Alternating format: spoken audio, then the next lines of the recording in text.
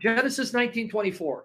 Let's read. Then the Lord, Yehovah or Jehovah or Yehovah, then Jehovah rained brimstone and fire on Sodom and Gomorrah, right? From Jehovah, from the Lord out of heaven. Literal translation to Hebrew. Then Jehovah rained brimstone fire on Sodom and Gomorrah from Jehovah out of heaven.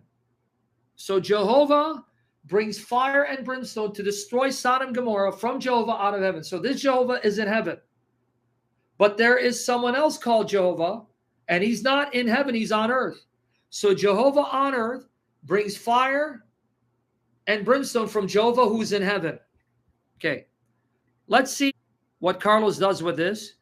He says this is a Hebrew idiom, a way that Bible writers or speakers would refer to someone or to themselves, right? And he gave 3 examples. He mentions 1 Kings chapter 8, verse 1, right? 1 Samuel chapter 20, verses 12 to 13. So write these down. 1 Kings chapter 8, verse 1. 1 Samuel chapter 20, verses 12 to 13. And 1 Samuel chapter 25, verses 21, 22. So let's see what these passages say and what Carlos's point was, and do they refute the fact that in Genesis 19:24, you have 2 distinct persons identified as Jehovah, a Jehovah on earth and a Jehovah in heaven. Let's see. Okay, 1 Kings chapter 8, verse 1. Pay attention to the language. Now Solomon assembled the elders of Israel and all the heads of the tribes, the chief fathers of the children of Israel, to King Solomon in Jerusalem. Oh, does that mean there are 2 Solomons? It says Solomon assembled Israelites to King Solomon.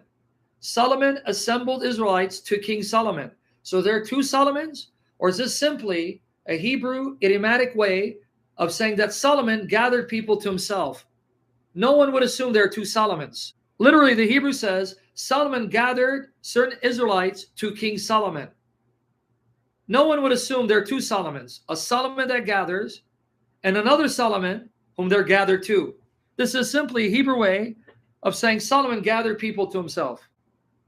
Okay, now let's look at the other examples. Let's look at 1 Samuel 20, 12 to 13.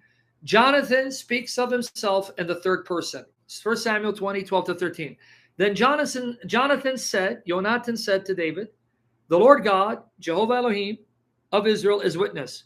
When I have sounded out of my father sometime tomorrow, or the 3rd day, and indeed there is good toward David, and I do not send to you and tell you, may Jehovah, the Lord, do so and much more to Jonathan. But wait, Jonathan speaking. May Jehovah do so and much more to Jonathan, meaning I. So he refers to himself as I and Jonathan in the 3rd person. No one would assume that here there are 2 Jonathans, right? But if it pleases my father to do you evil, then I will report it to you and send you away, that you may go in safety, and Jehovah be with you as he has been with my father. Okay, that's the 2nd example. Okay, now let's look at the 3rd example that he referenced, and now let's embarrass this fraud. 1 Samuel 25, 21 and 22. 1 Samuel 25, 21 and 22. David speaks of himself in the 3rd person. Now David had said, surely in vain I have protected all that this fellow has in the wilderness, so that nothing was missed of all that belongs to him. He's talking about Nabal, fool. And he's repaid me evil for good. May God do so, and more also to the enemies of David. Wait, but this is David speaking. So why is David saying, may God do so, and more so also to the enemies of David? Why not to my enemies? If I leave one male of all who belong to him by morning light. So David refers to David in the 3rd person, even though he's speaking of himself.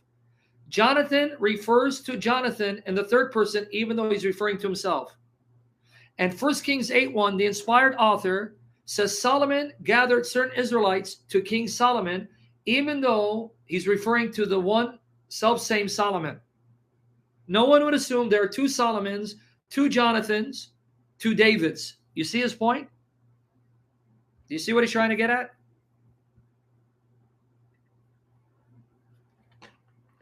Do you see his point? So now you're stumped, Trinitarians. Justin Martyr is stumped.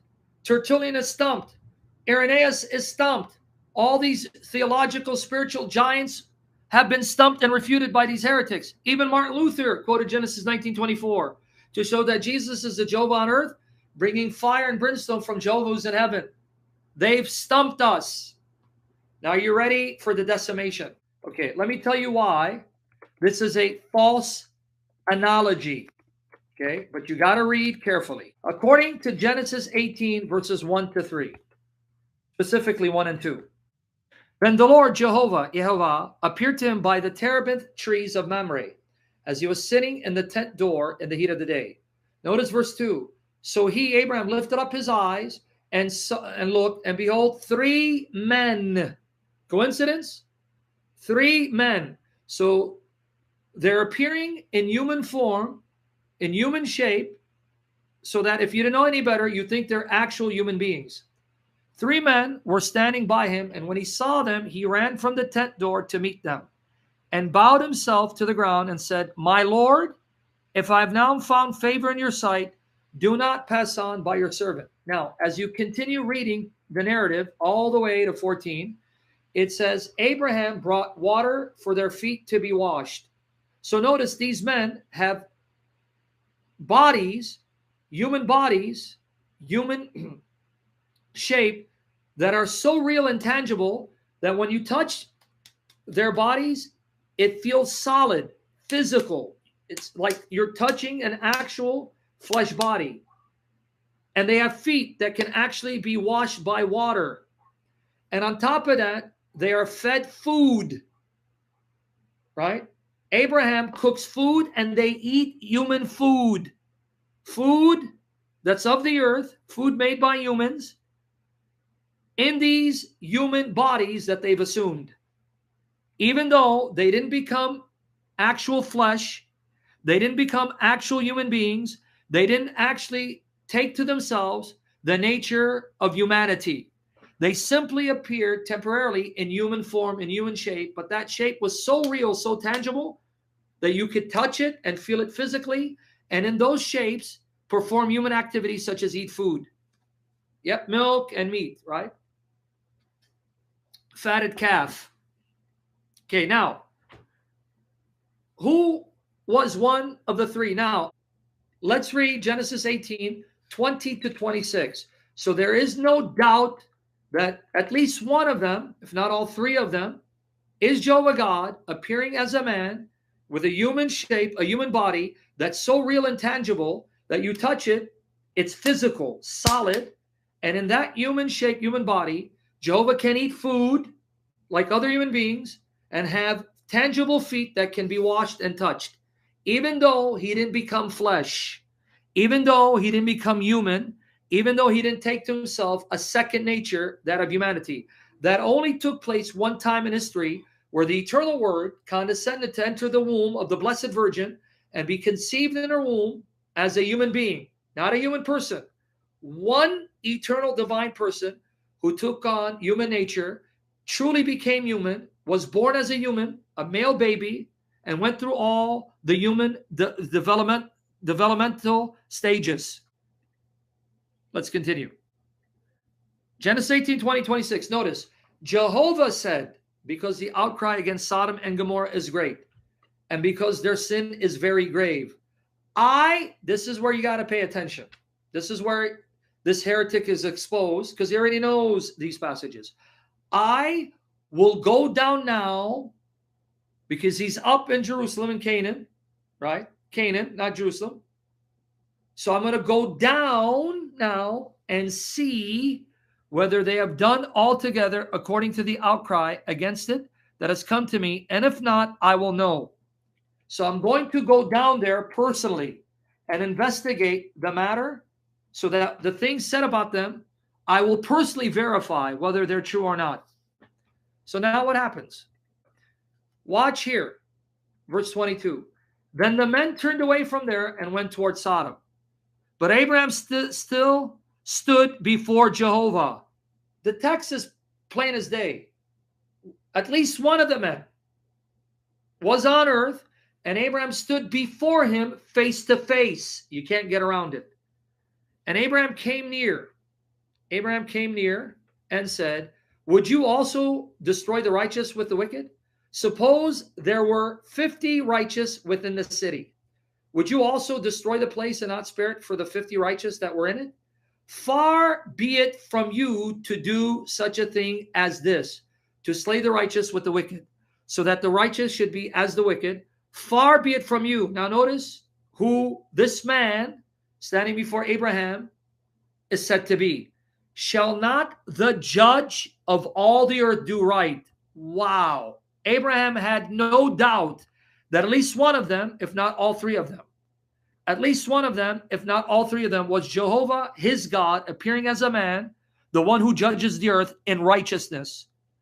That Genesis 18:25. Shall not the judge of all the earth do right? Okay. Verse 26. So Jehovah said, if I find in Sodom 50 righteous within the city, then I will spare all the place for their sakes. Now, at the conclusion of this conversation where Abraham intercedes for the righteous to be spared, here's what we read in verse 33. Here's what we read in verse 33. Okay, watch here. So the Lord Jehovah went his way as soon as he had finished speaking with Abraham, and Abraham returned to his place. There is no escaping the fact this is taking place on earth at a specific location at a specific spot. Can't get around it. But it says Jehovah went his way. Well, where's Jehovah going? Well, let's read 21, same chapter. Where is Jehovah going next? I will go down now and see whether they have done altogether according to the outcry against it that has come to me, and if not, I will know. So you cannot escape. Jehovah is going down to Sodom. Okay.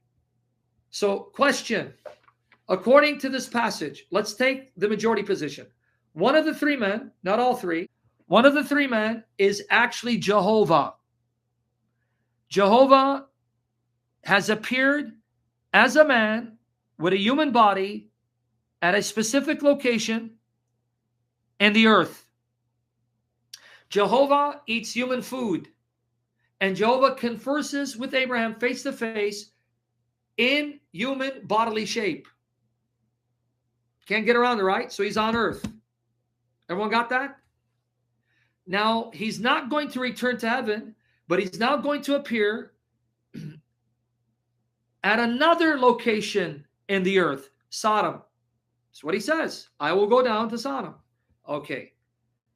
Now let's read Genesis 19:24. Now let's read Genesis 19:24. And I'm going to read all the way to 29 in a minute, because I want you to pay attention to Genesis 19:24 and verse 27 when I get there. So Joe is on earth. Then the Lord Jehovah rained brimstone and fire on Sodom and Gomorrah from Jehovah out of the heavens. How is this parallel to 1 Kings 8:1 or 1 Samuel 20:12-13 and 25:21-22, where here you have a Jehovah on earth and a Jehovah in heaven? You have one Jehovah in heaven and another Jehovah on earth.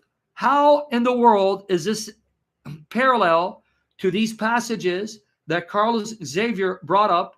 How is this an example of a Hebrew idiom where when you read carefully, you're clearly told of one Jehovah on earth and another Jehovah in heaven? How's that parallel to Solomon gathering people to King Solomon? Or Jonathan speaking of himself in the third person? Or David speaking of himself in the third person? In those cases, we know there's only one person who's Solomon, one person who's Jonathan, one person who's David. But here we're told Jehovah is on earth as a man, and fire comes from this Jehovah in heaven. A Jehovah in heaven, a Jehovah on earth. Now, to further prove that this Jehovah's on earth and there's a Jehovah in heaven, let's continue reading. Genesis 19:24-29. Note verse 27. Now I'm going to start at 25.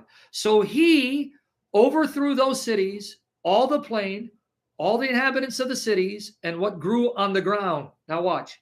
But his wife looked back behind him, and she became a pillar of salt. Now notice verse 27, guys. And then I'm going to give you some other points that will further blow your mind away. Verse 27. And Abraham went early in the morning. Abraham went early in the morning, verse 27, to the place. Now, Abraham's not in heaven. So this place is on earth, where he had stood before Jehovah. Boom! What more proof do you want? This Jehovah is on earth that Abraham spoke with, and there's another Jehovah who's in heaven. Okay? Verses 28, 29, let's finish it. Then he looked toward Sodom and Gomorrah and toward all the land of the plain, and he saw, and behold, the smoke of the land, which went up like the smoke of a furnace. And it came to pass, when God destroyed the cities of the plain, that God remembered Abraham and sent Lot out of the midst of the overthrow, when he overthrew the cities in which Lot had dwelt. Do you see how wickedly dishonest Carlos Xavier is? How are these passages parallel to Genesis 19 and Genesis 18?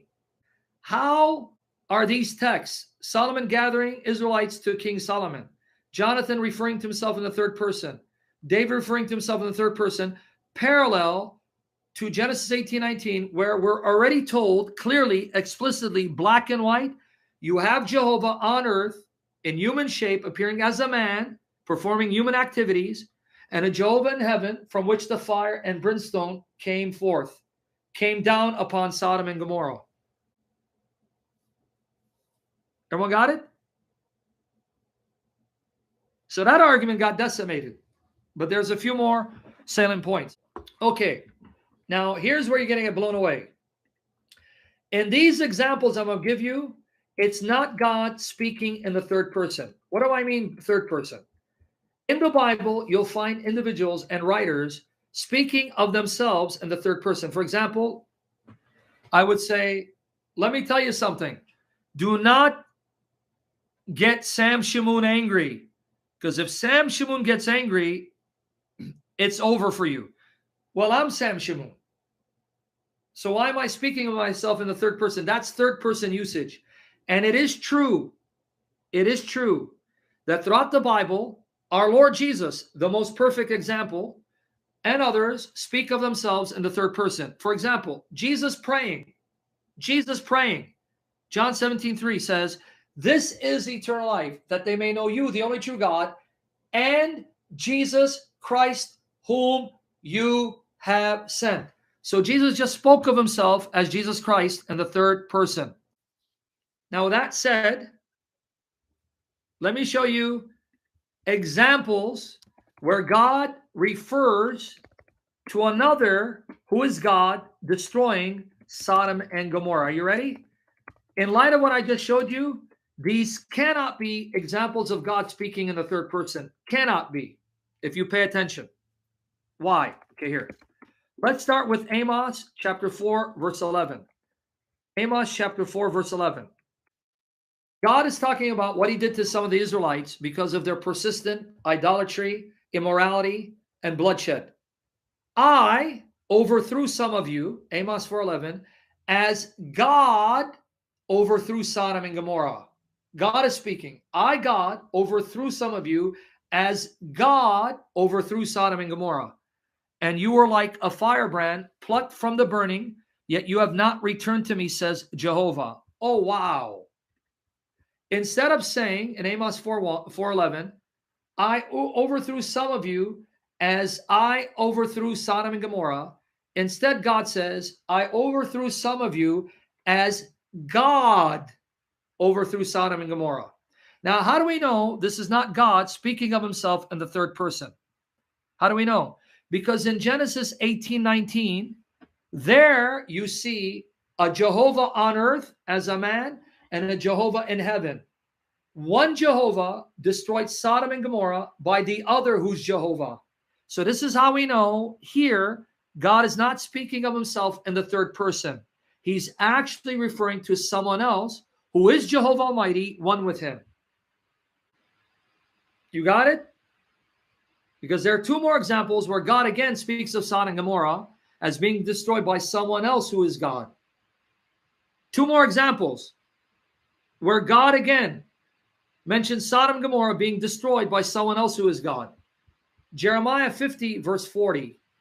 As God overthrew, he doesn't say I, as God overthrew Sodom and Gomorrah and their neighbors, says Jehovah. So why didn't Jehovah say, as I overthrew? No, but Jehovah speaking says, as God overthrew Sodom and Gomorrah and their neighbors, says Jehovah, so no one shall reside there, nor son of man dwell in it. He's likening the destruction of the Babylonians to what God did to Sodom and Gomorrah. Why didn't he simply say, as I overthrew? Here's the other one. Isaiah 13, 17 to 19. Isaiah 13, 17 to 19. This one, pay attention who's speaking. Behold, this is talking about God destroying the Babylonians again for their wicked evil. Behold, I will stir up the Medes. I will raise up the Medes, this people, to destroy Babylon. I will stir up the Medes against them, who will not regard silver. And as for gold, they will not delight in it. And also their bows will dash the young men to pieces. What it's saying is, when I stir up the Medes to carry out the evil intents of their hearts, even gold and silver will not cause them to shrink back from destroying the Babylonians. In other words, if the Babylonians try to pay them enormous, exorbitant amounts of money, they still would wipe them out because they don't care about money. They care about destroying the Babylonians, and I will unleash them on the Babylonians. Remove my constraint and let them act upon their wicked hearts. And their bows will dash the young men to pieces, and they will have no pity on the fruit of the womb. Their eyes will not spare children. Now, who's speaking? I will stir up. So it's God speaking. And Babylon, the glory of kingdoms, and the beauty of the Chaldeans' pride, will be as when God overthrew Sodom and Gomorrah. Here's a third time where God is speaking of someone else who's God destroying Sodom and Gomorrah. Why in these three places doesn't God simply say, as I destroyed Sodom and Gomorrah? And is God speaking of himself in the third person? So when he says God overthrew, he's simply referring to himself in the third person. No, it cannot be third person use. Why? Because we've already seen and proven and shown in Genesis 18 and 19, there's a Jehovah on earth appearing as a man who brought fire and brimstone from someone else called Jehovah in heaven. So one Jehovah employed the other one who's Jehovah to destroy Sodom and Gomorrah. So this cannot be third person usage or Hebrew idiom.